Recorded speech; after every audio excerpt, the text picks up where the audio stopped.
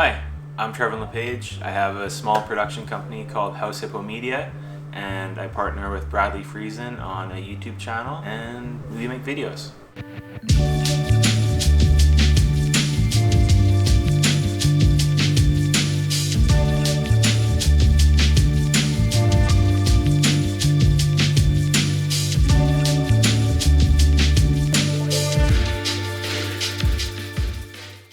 Okay, you ready? Yeah. Okay, here with Treven. Treven is a videographer, photographer, editor. I've been in video for about 3 years now. My passion is really with YouTube. And before this, I was in construction. That's a big change. I love it, yeah. Yeah, what made you get into video? So I bought a Phantom 2 4 years ago. I had a little GoPro attached and I was just like cruising around everywhere, and people saw like these little like aerial videos I was doing and they really liked them. And then I started doing more like travel videos with my girlfriend, and then someone asked me to do their wedding one year. I'd only been to maybe like 1 or 2 weddings as an adult. I told her like, you really have to have like tempered expectations. Like I've never done this before. Put it all together and they loved it. I filmed 20 weddings the year following. Oh wow. No, I don't do that anymore. I do about 8 weddings a year, but 20 weddings is just a lot. Too many. I started shooting weddings when I was younger, when I started shooting photos, and I just like couldn't do it. It's a hard gig. So how did you get into YouTube then? So right now we're in Yaletown. Bradley, the YouTube guy that I work with, the helicopter pilot that everybody knows, he used to live about a block away. One night, 2 years ago, I saw him at the parlor. He's doing cool stuff, like he's playing hockey games up in the mountains and stuff like that, but like with like GoPro 2s and 3s and stuff. There wasn't really much production behind it. And so I went up to him and I was like, hey, like, how's it going? My name's Treven. I have a drone. If you need a drone guy, let me know. And he's like, oh, I do. And he asked me to come shoot one of the ice skating videos that we did. And when we got up there, I had bought like 2 new batteries for my drone. I was like, I can't fuck this up. Like, I gotta nail this.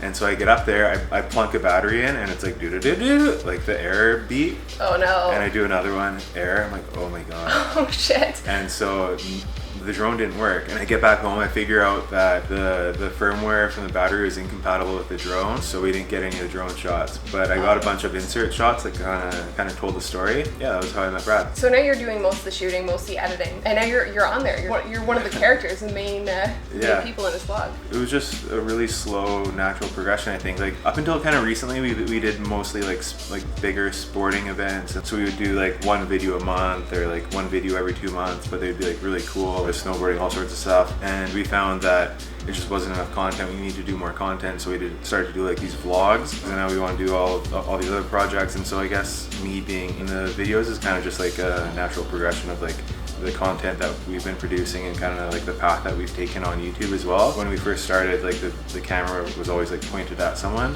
and now it's kind of like turned around. Yeah, you definitely get used to it. But I like totally admire you and Chris. Like being able to walk around with the camera pointed at you is like the most bizarre feeling. When we went to Ireland, I found that for myself it was a lot easier to do that in Ireland where I didn't know anybody. But for me to do it in Vancouver and Yaletown is just like, it feels so bizarre. And especially, you know, when you're used to being behind the camera, like shooting jobs for people, yeah, then putting yourself in front of the camera, and if you're not used to that. Even when I was doing like my little Instagram stories, that's like the toughest part for me. It was like just turning the camera around and watch. It's like, if you have someone there, it's like a support system. Absolutely. But by yourself, you just feel like such a dick. That's really funny. Chris and I, where we go together all the time, it's like, okay, I have him there, so it's not so awkward. You have someone validating that you're not like a crazy person walking out of the camera. Aaron asks, what tips do you have for starting in YouTube?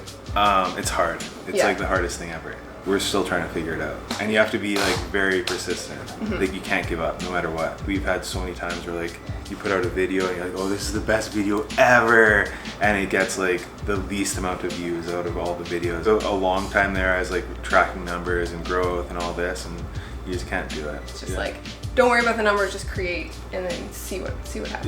Yeah. I think you just have to believe in what you're doing and be persistent and don't give up, and eventually it'll work out. I think that's really good advice. Chris has a question. He says, do you use YouTube as a tool for your other work, or is YouTube your main project? So right now, the stuff that I do, like the weddings and the corporate stuff and all that like pays my bills, and then the YouTube stuff that I do with Brad is very much like a passion project. By next year, I would hope that like YouTube would be like my primary focus. I have a company called House Hippo Media. I named it after my little dog, Theo, because he's like my little house hippo.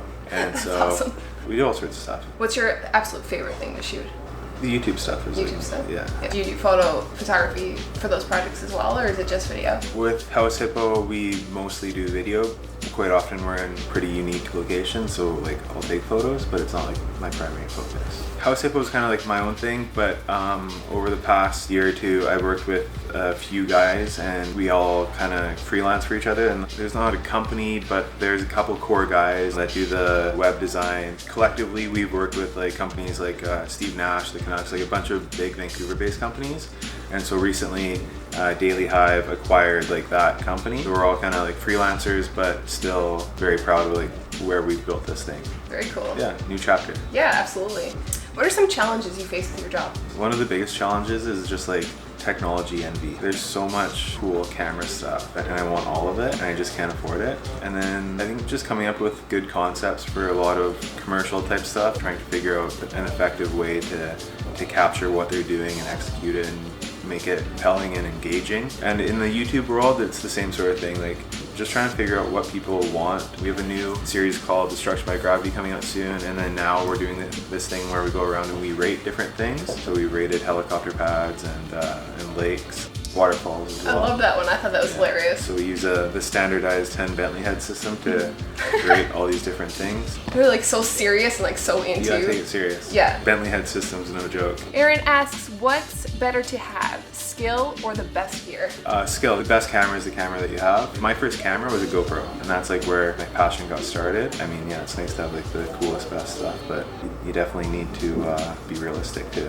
Yeah, I think sometimes people get kind of held back because they don't have the best gear, the newest camera. It's important to just be creating on whatever you have, and then eventually, hopefully that will take you to a point where you can afford to buy the better camera and the better lens. Mm-hmm. If money was no object, what is your like wish list camera setup? The 1DX Mark II is awesome. The functionality of having stills and video and everything, but obviously to have like a red camera, a Phantom Flex or something like that for like super slow motion stuff, that'd be awesome. Focal range, what's your favorite? For the first 2 years of like my career, I only had a 24-70. Okay. And I was just like convinced, like this is the only lens that you need. And then I bought the 70-200 and then I was like, oh my God, this lens is so good. Like this is the only lens that you need.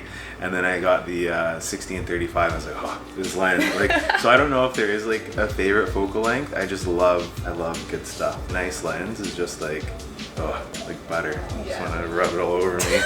That 16-35 is like one of my favorite lenses. Yeah, if I were to choose, I'd probably still go with the 24-70 just because it's like so versatile. What camera are you shooting on mostly now? The Sony A7S Mark II. For B-roll, would you prefer working with 60 frames per second or 120? What looks better for more effective cinematic footage? I love the 120. 60's cool too, but 120 is just like so cool. Yeah. What or who inspires you? It's a tough one.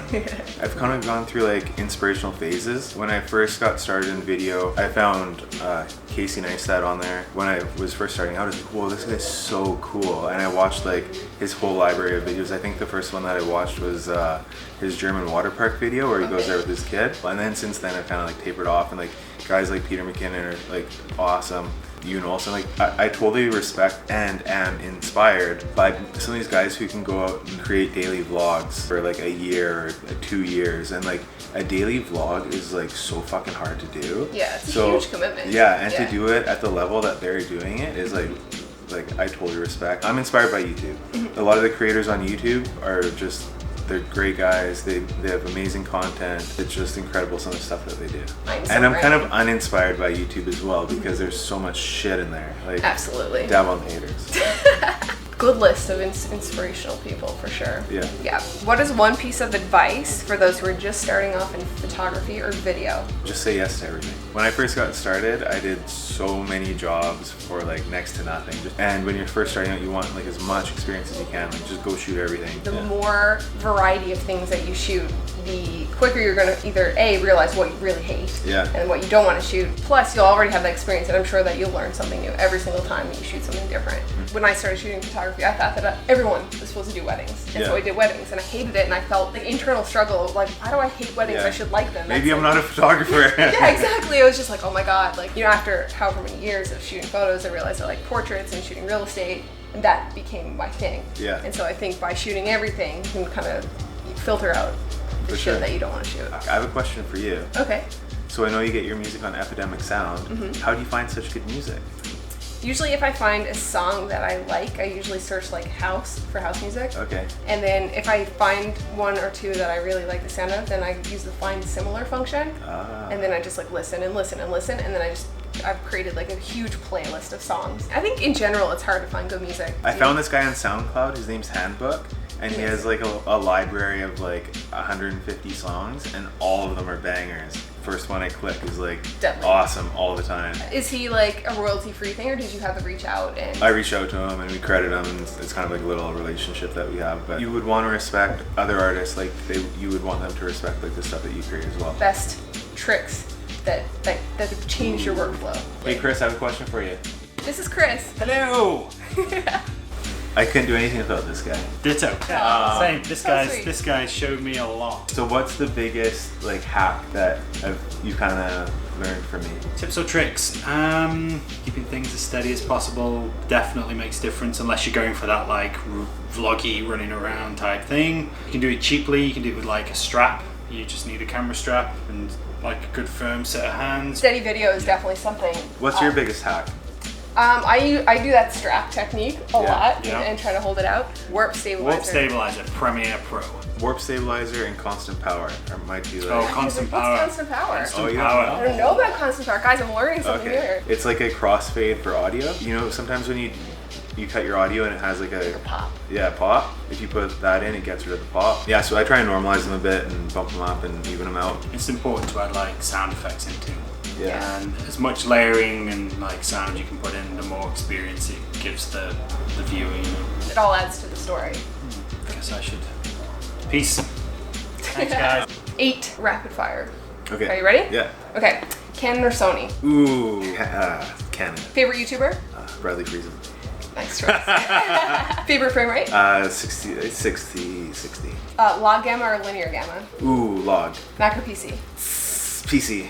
Android or Apple? Apple. It doesn't match, right? Yeah, I know. I'm really surprised you said PC. Interesting. The only thing that would keep me Mac is like the AirDrop. I love the AirDrop functionality. Aside from that, I'm all PC. Final Cut or Premiere? Premiere. Steadicam or gimbal?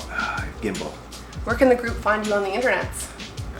YouTube, Bradley Friesen. Search Bradley Friesen, and that's where like my favorite stuff goes. That's like my pride and joy. Thank you, Treven, for being on today for our very first Creatively Committed series. Thanks for having me. Cool. We did it. We did it. Bye. So guys, if you like the video, give it a thumbs up, subscribe, and hit the bell so you get notified when we post new videos. So this is our table. I made this table. Originally we had Casey Neistat come here and collaborate with us, and we are like, hey, we need him to sign something. Couldn't figure out what he should sign. Chris was like, hey, let's get him to sign the table. Great idea, Chris. So Casey signed the table, as well as Peter McKinnon, Paul Bissonnette, Hat Films, a bunch of other guys that we've done collaborations with. So it's kind of like our little table of fame, I guess.